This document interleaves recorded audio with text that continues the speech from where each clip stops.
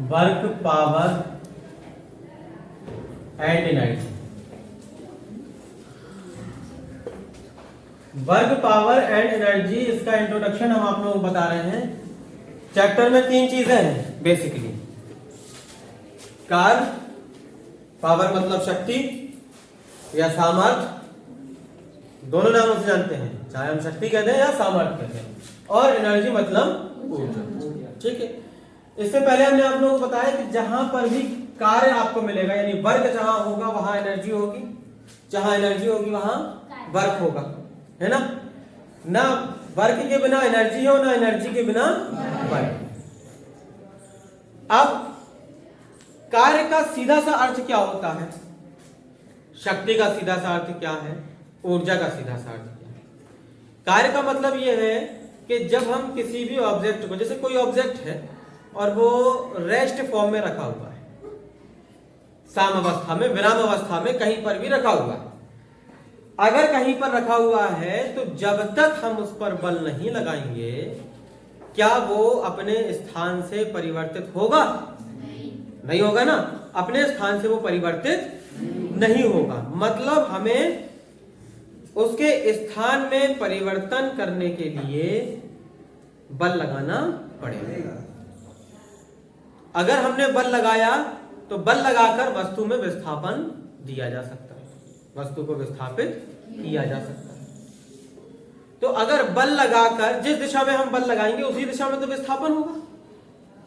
भाई अगर हम इस मार्कर पर इस दिशा में ऐसे बल लगा रहे हैं तो मार्कर आगे ही तो जाएगी, या इस दिशा में बल लगा रहे हैं तो पीछे आएगी। तो मतलब बल लगाकर बल की दिशा में हम विस्थापन कर दें किसी भी वस्तु में तो उसे हम कार्य कहते हैं, यानी कार्य हमारा हो जाएगा। भाई हमें इस मार्कर को पूरा आगे तक खिसकाना है, हमने आगे तक बल लगाकर खिसका दिया, हमारा काम पूरा हो गया, क्योंकि हमें यही काम करना था कि मार्कर को हमें आगे खिसकाना। राइट, तो इसे कहते हैं बल, सॉरी कार्य कहते हैं। कार्य आप 2 तरीके के पढ़ेंगे, एक परिवर्ती कार्य भी पढ़ेंगे आप, ठीक है। अलग अलग स्टेटस में कार्य को हम अलग अलग कैसे डिफाइन करेंगे उसका एक्सप्लेनेशन निकालेंगे, ठीक है। दूसरी बात, ये जो कार्य होता है आपका एक अदिश राशि होती है। बल और विस्थापन मतलब जो आपका फोर्स है और डिस्प्लेसमेंट है, इसका जो डॉट प्रोडक्ट होता है उसको रिप्रेजेंट करता है। इससे पहले हम सदिश विश्लेषण वाला चैप्टर पढ़ के आए थे, वेक्टर एनालिसिस, उसमें हमने स्केलर क्वांटिटी पढ़ी थी, वेक्टर क्वांटिटी पढ़ी थी, और इनके प्रोडक्ट भी पढ़े थे, scalar product and dot product. तो ये जो वर्क है ये डॉट प्रोडक्ट है किसका? फोर्स का और डिस्प्लेसमेंट, ठीक है। फिर पावर जो होता है आपके पास में, ये पावर का मतलब क्या है? पावर मतलब शक्ति, मतलब कोई व्यक्ति या कोई मशीन या कोई मोटर या कोई ऐसा उपकरण या सिस्टम जो कुछ ना कुछ कार्य तो कर रहा है लेकिन टाइम के रिस्पेक्ट में कार्य कर रहा है। पावर एक तरीके से कैपेसिटी है, किसी मशीन की कितनी क्षमता है, किसी मशीन की कितनी क्षमता है। जिसकी ज्यादा क्षमता है उसकी पावर ज्यादा है, जिसकी कम क्षमता है उसकी पावर कम है। एक मोटर लें हम, टिल्लू अपनी भाषा में कहें, जिससे हम पानी चढ़ाते हैं ऊपर टंकी में। एक मोटर लिया हमने वो आधा किलोवाट का है, एक मोटर लिया हमने वो 1 किलोवाट का है, ठीक है। मतलब 1000 वाट और 500 वाट। तो हो सकता है कि 1000 वाट वाला 3 मंजिला पे रखी टंकी पे पानी चढ़ा दे, लेकिन 500 वाट वाला हो सकता है ना चढ़ा पाए, वो केवल 2 मंजिल तक ही पानी चढ़ा पाए। या अगर सेम पोर्शन में 2 मंजिल पे ही हम टंकी को रख दें, 1000 लीटर की टंकी को, और 1000 वाट वाली मोटर से हम पानी भरें और एक टंकी को 500 वाट वाली मोटर से पानी भरें, किससे जल्दी पानी भर जाएगा? क्योंकि उसकी कैपेसिटी ज्यादा है, उसकी क्षमता ज्यादा है, तो उसकी शक्ति भी ज्यादा है। वो 1 घंटे में 1000 लीटर पानी भर रही है, तो दूसरी वाली मोटर जिसकी कैपेसिटी थोड़ा कम है वो 2 घंटे में हो सकता है, 1.5 घंटे में हो सकता है, 2.5 घंटे में पानी को भरे।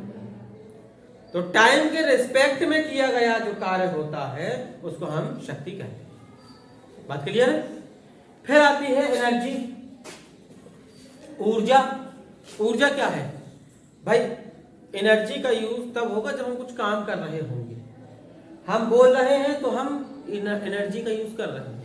खाए पिए ना होते तो हम इतनी तेज ना बोल पाते, आप लोगों को ना पढ़ा पाते। तो हम जो खाना खा रहे हैं उसमें भी एनर्जी है ना, या कुछ काम कर रहे हैं या कोई मशीन काम कर रही है तो उसमें भी एनर्जी है।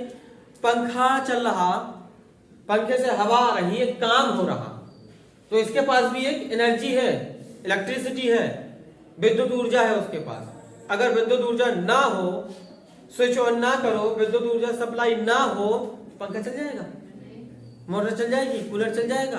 नहीं चलेगा ना। तो कोई भी मशीन है बिना एनर्जी के काम कर सकती है? नहीं कर सकती। तो इसका मतलब ये हुआ कि जहां काम हो रहा है वही तो एनर्जी है, यानी कि काम करने की क्षमता को ही हम ऊर्जा कहते हैं। अगर पूरी बात समझ में? अब एनर्जी को भी डिवाइड किया गया है। वैसे तो बहुत सारी अलग अलग रेफरेंस में, अलग अलग सिचुएशन में अलग अलग ऊर्जाएं होती हैं, लेकिन साधारण तौर पर अगर हम देखें तो एनर्जी को दो पार्ट में बांटा जाता है। एक होता है काइनेटिक एनर्जी और एक होती है पोटेंशियल एनर्जी, गतिज ऊर्जा, ठीक है, और दूसरी होती है स्थितिज ऊर्जा। ठीक, गतिज ऊर्जा और स्थितिज ऊर्जा। ऊर्जा के भी बहुत सारे प्रकार हैं, लेकिन जो प्रकार है वो सब स्थितिज ऊर्जा में आते हैं। अलग अलग स्थितियों के कारण ऑब्जेक्ट में जो भी ऊर्जाएं प्राप्त होती हैं वो स्थितिज ऊर्जा ही होती हैं। जैसे स्प्रिंग की प्रत्यास्थ स्थितिज ऊर्जा हो, या गुरुत्वीय स्थितिज ऊर्जा हो, या द्रव्यमान ऊर्जा हो, जितनी भी अलग अलग डिफरेंट ऊर्जाएं होती हैं वो सबकी सब स्थितिज ऊर्जा के अंतर्गत आती हैं। और किसी भी वस्तु की कुल गतिज ऊर्जा और स्थितिज ऊर्जा का योग कर दिया जाए तो वो टोटल एनर्जी कहलाने लगती है उस ऑब्जेक्ट की, उस सिचुएशन के लिए। काइनेटिक एनर्जी कब होगी? जब वस्तु मोशन फॉर्म में, गति में अवस्था में हो।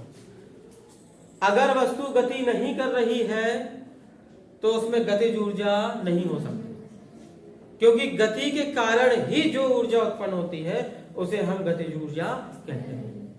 स्थितिज ऊर्जा उसकी स्थिति के कारण होती है। कोई भी वस्तु किस स्थिति में है, कहां से कहां हम किस वस्तु को ले जा रहे हैं, कोई वस्तु में कितना डिस्प्लेसमेंट हो रहा है, किसी बल के विरुद्ध हमें कितना काम करना पड़ रहा है, काम हमें करना पड़ रहा है या काम हो रहा है, अलग अलग चीजों को देख करके अलग अलग स्थितिज ऊर्जाओं की भी कई शाखाएं निकल करके आ जाती है। गतिज ऊर्जा की ऐसी कोई शाखाएं नहीं होती। कभी आपने सुना होगा क्लास 9th में काइनेटिक एनर्जी जो होती है वो ½ mv² के बराबर होती है।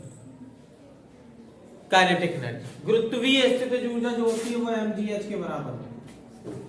अब सोचो जरा, एक ऑब्जेक्ट है, उसका द्रव्यमान कुछ ना कुछ तो होगा, मास तो चेंज नहीं होगा ना। ये मार्कर है, मार्कर का द्रव्यमान मान लीजिए कि 50 ग्राम है थोड़ी देर के लिए। अब अगर ये 50 ग्राम है, हम इसको उचकाएंगे, रखेंगे, फेंकेंगे तो क्या इसका मास कम हो जाएगा या बढ़ जाएगा? कुछ नहीं होगा ना, अपरिवर्तित रहेगा। इसमें तो कोई परिवर्तन नहीं होना। इसको अगर हम गति भी करवा रहे हैं, यहां से दूसरे सिरे के पास फेंक रहे हैं, तब भी इसका मास चेंज नहीं होगा। क्या होगा?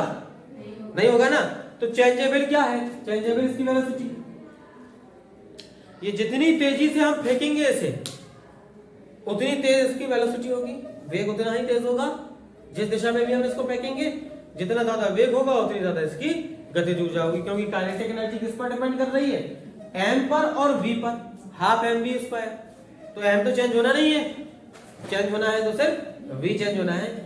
और अगर v चेंज नहीं हो रहा है तो काइनेटिक एनर्जी हर सिचुएशन में इक्वल रहेगी।